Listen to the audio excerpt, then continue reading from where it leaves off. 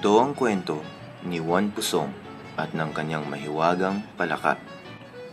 Isang araw, biglang nakaramdam ng isang matinding gutom si Juan Pusong. Patuloy na kumukulo ang kanyang tiyan nang matagpuan niyang palakad-lakad sa tabi-tabi ang kanyang baboy. Napatigil si Juan na makita niya ang kanyang baboy. Pagkatapos ng matinding pag-iisip, napagpasyahan niyang oras na para katayin ito.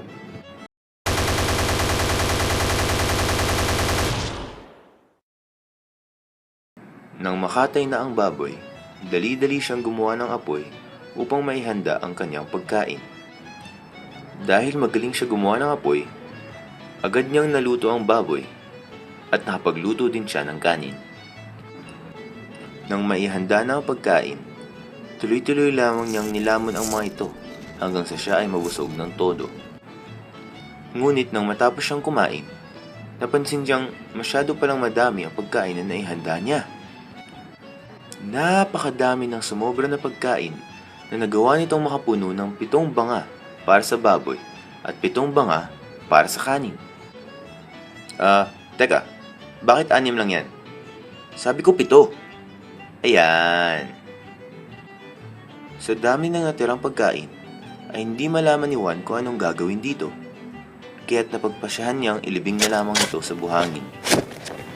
Nang mailibing na niya ang lahat ng pagkain, bigla siyang may nakitang isang palaka at napagpasyahan niyang paglaruan na lang muna ito. Samantala, ay may barko ng mga pirata na...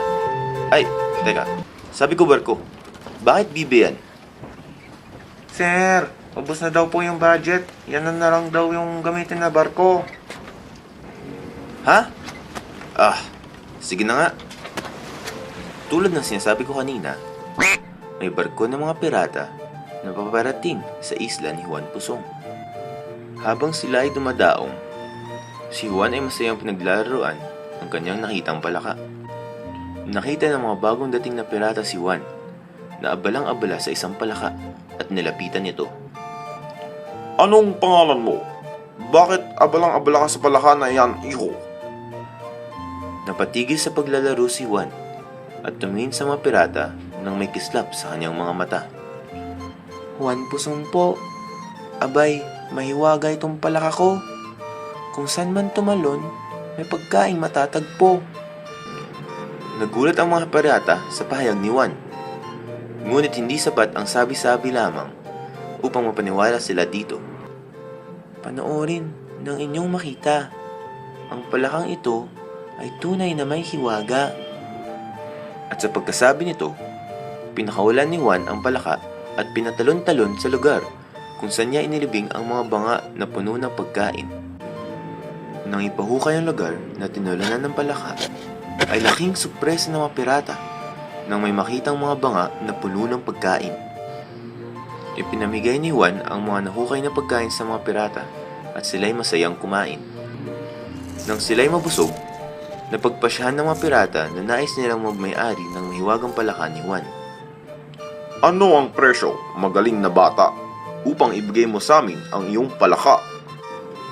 Mula sa alok na ito, ay nalaman ni Juan kung gaano kagusto makuha ng mga pirata ang kanyang palaka. Ngunit, anong handa niyong ibigay upang ang aking palaka ay mapunta sa inyong mga kamay? Dahil sa hamon na ito, isa-isang binaba ng mga pirata ang kanilang mga kayamanan mula sa kanilang barko.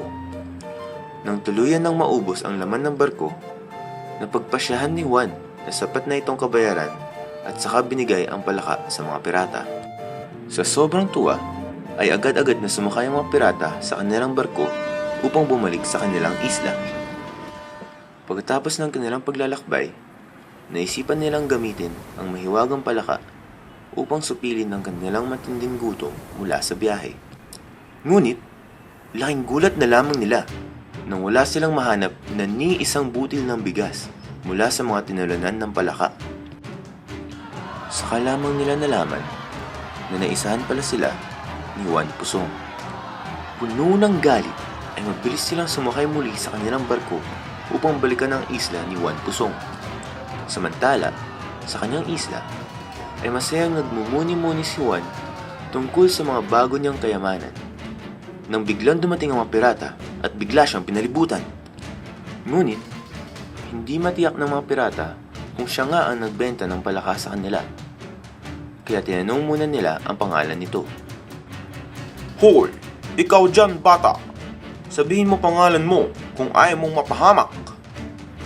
Nabigla si Juan sa mga pirata na bagong dating, kaya't dali-dali niya sinagot ang kanilang tanong.